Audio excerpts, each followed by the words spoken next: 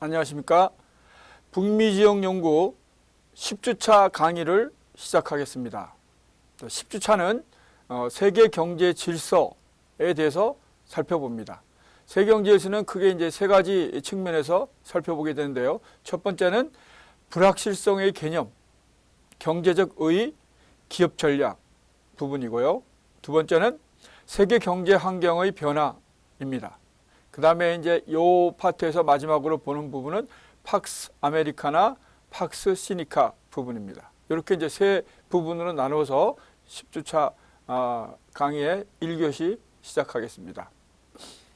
세계 경제 질서에 대해서 일단 개론 부분을 이제 설명하면, 잘 알다시피 이제 90년대 이후에 세계 경제적인 측면에서 새롭게 등장한 조류는 크게 이제 두 파트인데요. 세계화의 진전 파트와 IT, 즉 정보통신 산업의 발전이라고 할 수 있겠습니다. 자, 이러한 조류는 이제 여러 가지 면에서 이제 긍정적인 그 효과를 낳았는데요. 일단 세계 자원 이용하는 데 있어서 효율성을 증대시켰고, 두 번째는 생활의 편의성 및 생산성을 증대시켰고, 세계 정치의 안정을 통해서 결국 세계 경제 발전에 궁극적으로 기여하고 있다고 평가되고 있습니다. 그러나 한편으로는 이러한 조류들은 세계 빈부격차를 심화시켰고, 다극체제가 붕괴되면서 오히려 불확실성을 증대시키는 요인이 되고도 있습니다. 모든 것이 그렇듯이 항상 긍정적인 것만 존재하지는 않죠. 항상 긍정적, 부정적인 게 동시에 나타나는 것이 세계 경제, 사회, 정치적인, 심지어는 뭐 문화까지도 그렇습니다. 항상 그 좋은 점도 있지만 좋지 않은 면도 존재하는 것이죠. 다만 이제 이것들을 어떻게 이제 잘 긍정적인 면은 물론 뭐 원론적으로 최대화시켜야 되겠고, 부정적인 면은 최소화시켜야 되겠죠. 그러나 이것이 이제 동시에 나타나게 됐을 때 이것들을 어떻게 이제 컨트롤 하는가 하는 문제가 각 사회가 또는 뭐 전 지구적인 또 과제가 되고 있는 게 있죠. 뭐 지역적인 문제 아니면 전 지구적인 문제, 뭐 물론 뭐 나눠서 살펴봐야 되겠습니다만은, 이런 것들이 이제 결국 지금 현재 21세기를 살아가는 각 사회가 안고 있는, 혹은 뭐 전 지구적인 과제가 될 때는 또 전 지구 공동체가 안고 있는 그런 과제라고 보겠죠. 지금 뭐 우리가 이제 지금 뭐 겪고 있는 코로나19 사태가 바로 그러한 대표적인 예라고 할 수 있겠습니다. 물론 이거는 뭐 바이러스의 문제지만 이 바이러스가 어디로부터 왔는가 하는 문제도 아직까지 이제 뭐 이제 논쟁거리가 되고 있죠.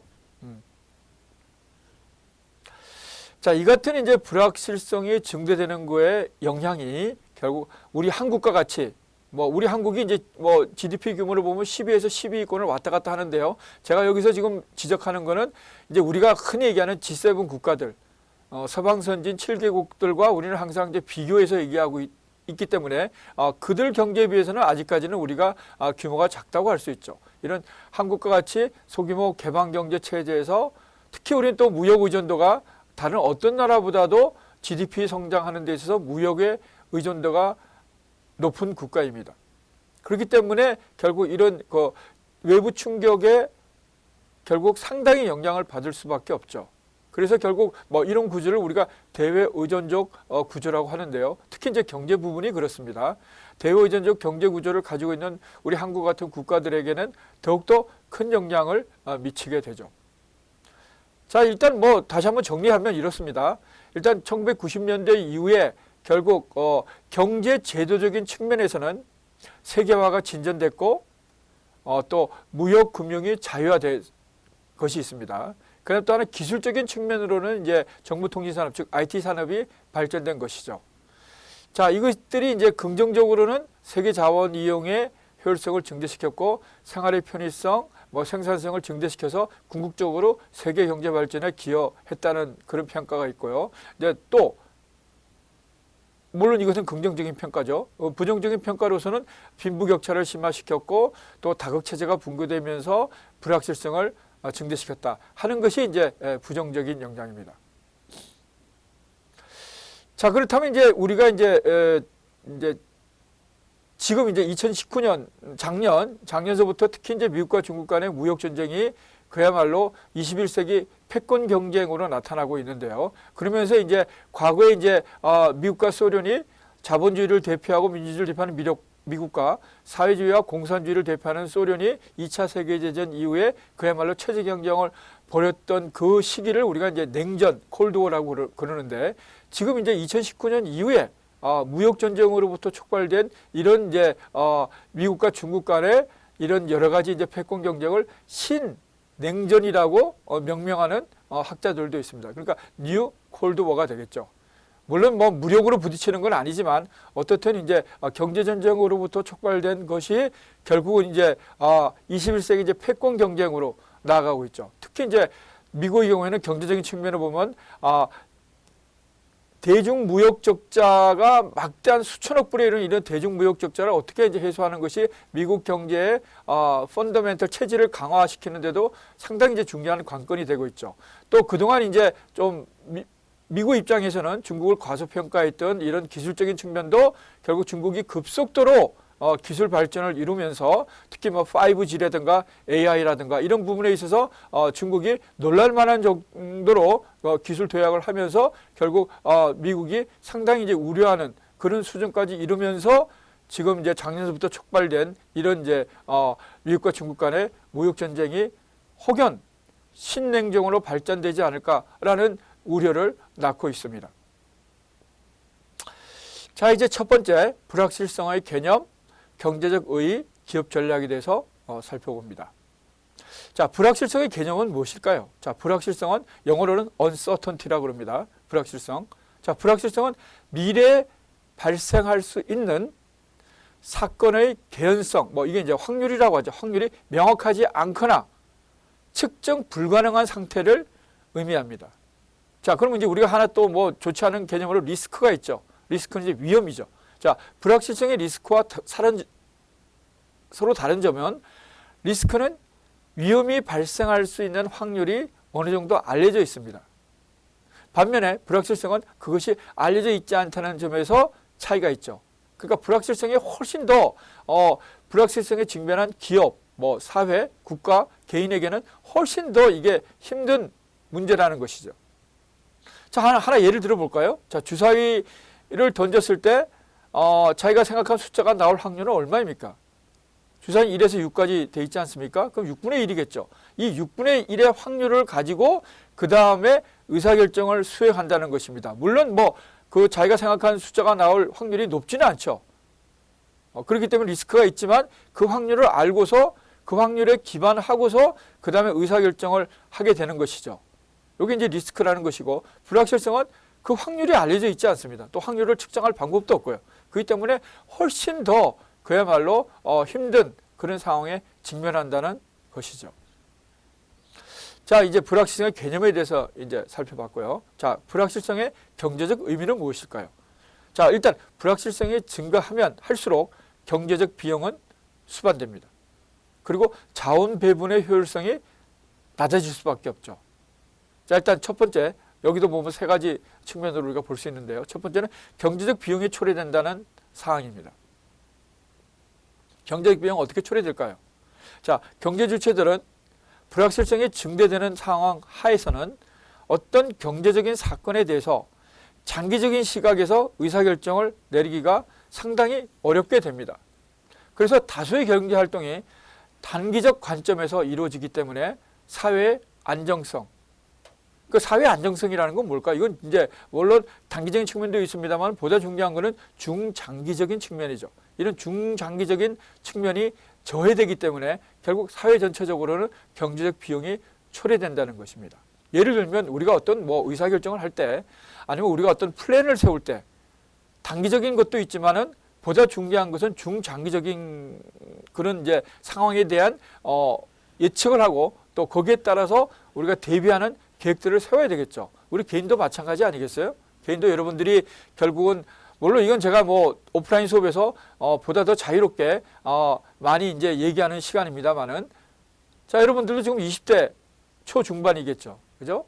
우리 남하고들은 이제 군대를 갔다 와서 제대하거나 아니면 군대 가기 전이면 뭐 여하고가 비슷한 이제 20대 초반이겠죠. 자, 이제 이 대학이라는 거는 제한된 시간에 우리가 여기서 사회 나가기 위한 준비를 하는 것입니다.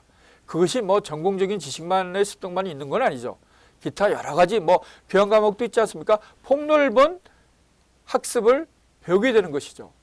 또는 각 이제 자기가 수강하고 있는 전공 과목뿐만 아니라 다양한 과목의 그 교수님들의 강의를 통해서 여러 가지 이제 뭐 이 수업 외적인 여러 가지 이 것들도 다 함께 습득하게 됩니다. 또는 뭐 여러 가지 이제 과외서의 활동 아니면 동아리 활동 뭐 등을 통해서 또 자기가 사회 활동을 통해서 습득하게 되죠. 이러한 총체적인 어떤 학습적인 시간을 대학에서 보내는 것입니다. 그것이 대부분은 마지막 이제 공적인 교육 아니겠어요. 그죠? 물론 대학원에 가는 사람도 있겠습니다만은 그건 이제 뭐 그 비율은 높지 않은 상황이고요. 자, 그렇다면 이제 이 대학에서 결국은 에만 머물러 있지 않죠. 여러분들의 계획이라는 거는. 당장은 단기적으로는 대학을 이제 좋은 학업의 목표를 가지고 졸업하게 되는 것이지만 이제 1차적으로 이제 당면하고 있는 문제가 뭐겠습니까? 진로겠죠. 대부분은 이제 보면은 기업에 가는 것이겠죠. 물론 자영업을 하는 사람도 있고 또는 뭐 어떤 공기업이나 아니면 또는 어떤 자격심을 통해서 뭐 진출하고 또 극히 일부는 또 학습의 기회를 더 가져서 뭐 이게 진로가 뭐 이렇게 나가는 사람도 있겠습니다만 대부분은 90% 이상은 대부분은 민간 기업에 취업하는 것입니다. 자, 그렇다면 이제 그 민간 기업에 취업하는 것도 여러 가지가 있겠죠. 우선 일단 업종 뭐 기타 등등 금융업 뭐 유통업 제조업도 또 얼마나 많습니까? 그 분야가. 또 뭐 수출 중심이냐 내수 중심이냐 뭐 또 일반 서비스 업종이 또 있겠죠. 뭐 등등. 자, 이러한 것들에 대한 여러 가지 이제 그게 이제 단기적으로 안고 있는 문제고 그 다음에 이제 뭐 중장기적으로는 내가 40대 50대가 됐을 때 어떤 내가 위상으로 내가 있을까 뭐 이런 것들. 그 다음에 보다 더 장기적으로는 60 이후에 내가 은퇴하고 난 다음에 나의 삶은 어떻게 돼야 될까 뭐 이런 것들입니다. 그러니까 뭐 물론 장기적인 거는 이제 여러분들의 입장에서는 상당히 먼 미래의 일이지만 그래도 현명한 자는 항상 미리 대비하는 그런 이제 태세를 취하는 것이죠. 뭐 그런 점에서 제가 뭐 개인적인 경우를 이제 대비해서 일단 예를 들었습니다만은 경제적인 것도 마찬가지입니다. 기업이 당면하고 국가도 마찬가지고요. 결국 이제 중장기적인 어떤 목표를 세워야 되는데 불확실성이 심화되는 상황에서는 이런 중장기적인 목표를 세우기가 어렵거나 불가능한 것이죠. 이런 것들이 다 이제 경제적인 측면에서 보면 비용을 초래한다는 그런 얘기입니다. 그러니까 시행착오를 겪을 가능성이 훨씬 더 많은 거죠. 이거는 중장기적인 계획을 세우기 어렵거나 불가능한 상황에서는 시행착오를 훨씬 더 많이 겪기 때문에 결국은 경제적인 비용이 초래된다는 그런 의미입니다. 자, 제가 이제 설명을 좀 상세하게 했는데요. 자, 이제 두 번째, 자원 배분의 효율성을 저하시킨다. 즉, 자원 배분의 효율성을 떨어뜨린다는 얘기죠. 자, 이건 어떤 의미일까요? 자, 경제주투는 불확실성이 증가하게 되면 발생할 수 있는 모든 가능성에 대한 준비를 철저히 하는 것이 원칙입니다.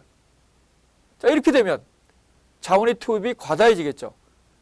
결국 자원의 효율적인 배분이 이루어지지 않게 돼서 결과적으로 국민경제 후생이 낮아지게 됩니다. 자, 우리가 자원이 무한하다면 우리가 쓰고 싶은 대로 쓰면 됩니다. 뭐 효율성을 따질 필요 없죠. 생산성 따질 필요 없죠. 우리가 경제학, 경영학 배울 필요가 대부분 없게 됩니다. 왜? 무한한 자원을 내가 쓰고 싶은 대로 쓰면 되는 것이죠. 결국은 자원은 유한하기 때문에 특히 가치 있는 자원은 유한하기 때문에 결국 우리가 효율성을 따지게 되고 생산성을 따지게 되는 겁니다. 그래서 우리가 학습을 하게 되고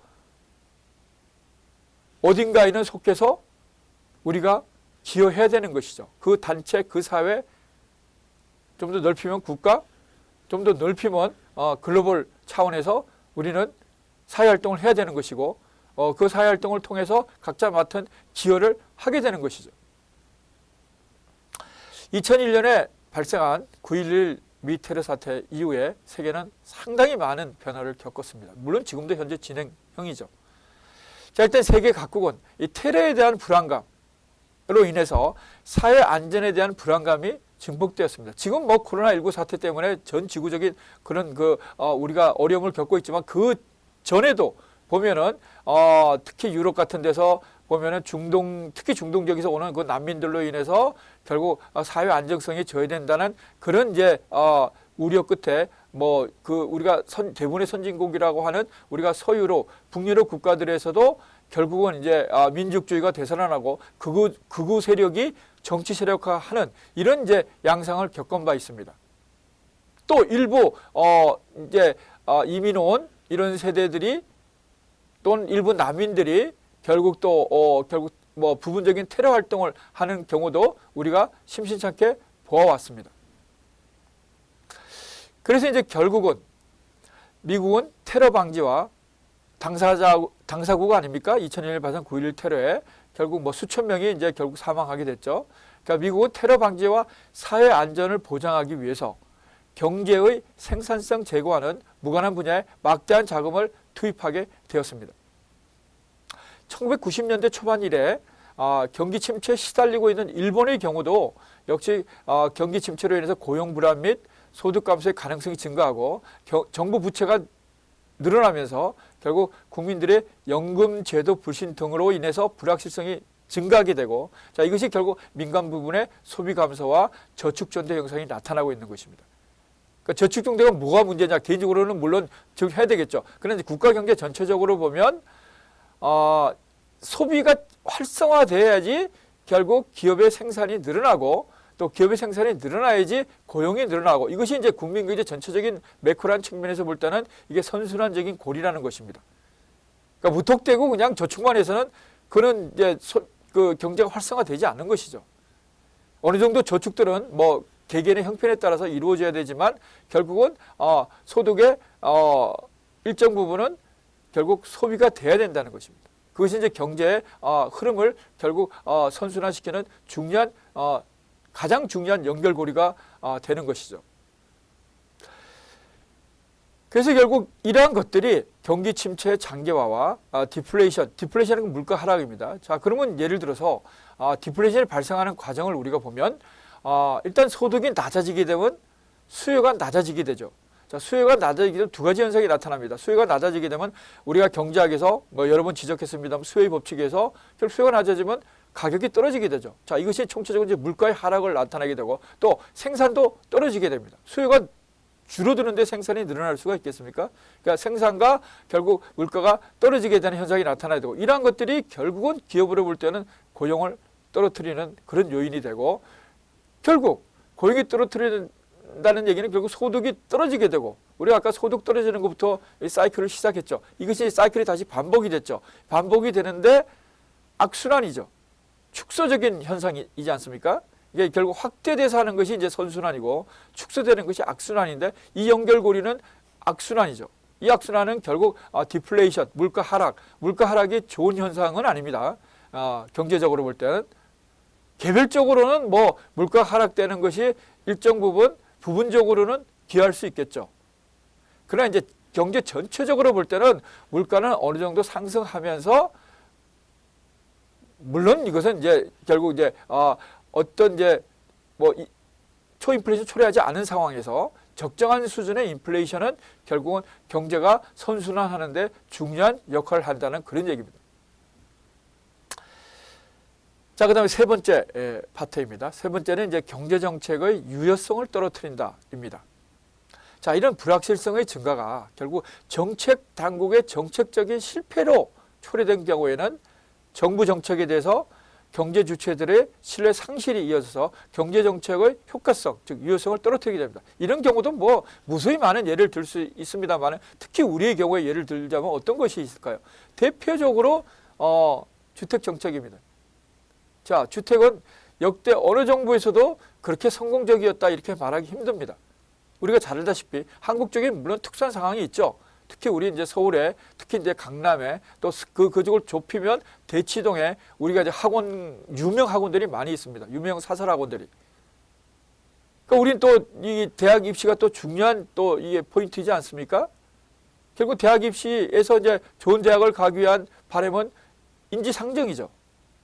그 좋은 대학을 가기 위한 그 여건이 잘 구비된 데가 서울 강남의 대표적인 대치동이라는 것이죠. 그 대치동엔 전세 수요도 많습니다. 전세 수요도 많아서 전세 가격도 상당히 높아집니다. 그러니까 전국에서 다 모이죠.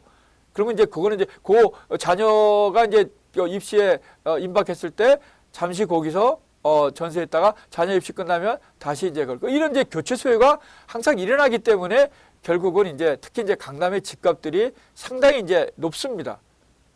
다른 어떤 지역보다도. 이게 사실은 이제 우리 한국의 좀 특수한 상황이죠. 좀 특수한 상황인데 또 이제 또 서울 좀 더 넓히면 강남뿐만 아니라 서울의 이제 주택 가격들이 다른 이 지역의 이 주택 가격보다 또 상당히 높은 편이죠. 지방은 오히려 뭐 떨어지고 있거나 정체돼 있는데 최근 몇 년간 서울은 엄청난 속도로 올랐습니다. 물론 현 정부는 이제 그걸 잡기 위해서 뭐 다양한 이제 정책들을 내고 있고 뭐 있습니다만은 실제 시장에서는 또 투기적인 수요가 또 가세하고 뭐 이렇기 때문에 상당히 이런 것들을 이제 안정시키기가 주택 가격, 즉 부동산 정책에서 주택 가격을 안정시킨다는 것이 또 뭐 전국적인 현상이 아니고 특정 지역에 나타나는 현상이기 때문에 그것이 또 심리적인 효과가 크죠.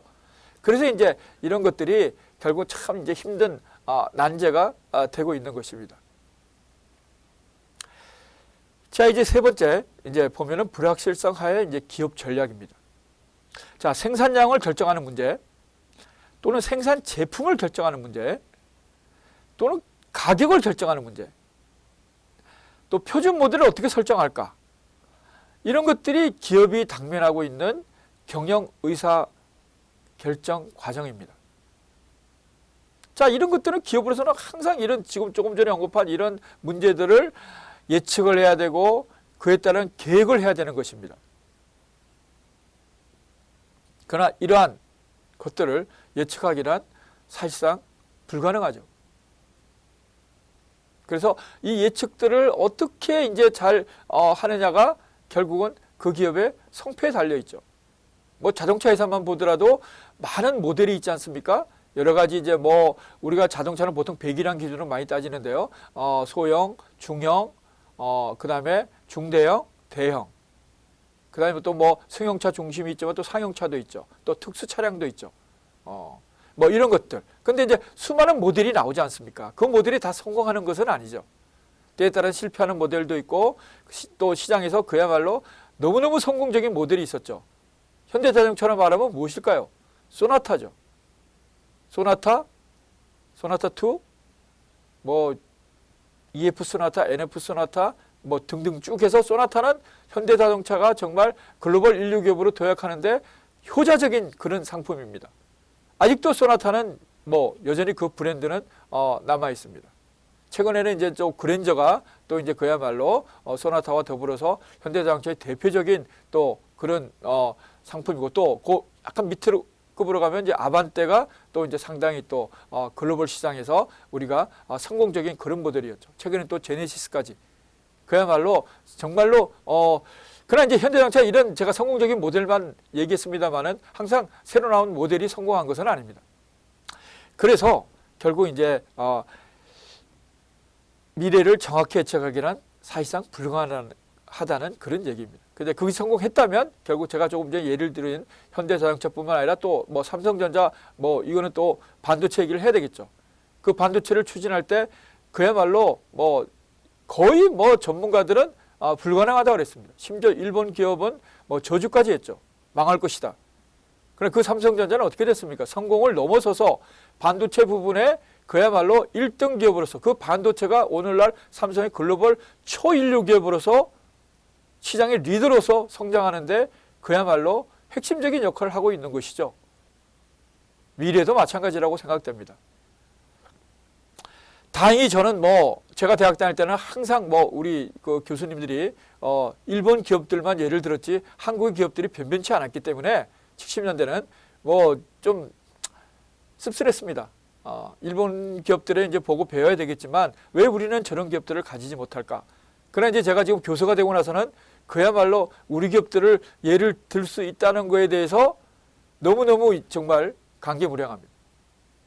아마 여러분들은 뭐 상상을 못할 거예요. 60년대, 70년대를 여러분들은 겪어보지 않았기 때문에 그냥 이렇게 간접적으로 또는 뭐 어떤 자료를 통해서 이렇게 자기가 알게 되겠죠. 그러나 그 시대를 직접적으로 경험한 사람들은 오늘날의 이런 우리 한국 경제 뭐 이런 뭐 제가 현대자동차, 삼성전자만 얘기했습니다만은 뭐 LG, 기타, 뭐 SK 많지 않습니까? 포스코 등등. 자, 이런 기업들이 그 당시로서는 상상할 수 없는 일이었습니다. 상상할 수 없었죠. 그래서 아마 제가 강경무량하다는 얘기를 한 거고, 또 여러분들한테 우리 기업을 소개할 수 있다는 게 뭐 너무나 정말 자랑스럽다는 것이죠. 자, 다시 이제 내용을 책으로 오면 1968년에 독일의 공학자 디트르히 브라이스가 발표한 브라이스의 역설은 우리가 한번 새겨볼 필요가 있겠습니다. 자, 요 내용은 2교시 때 진행하도록 하겠습니다.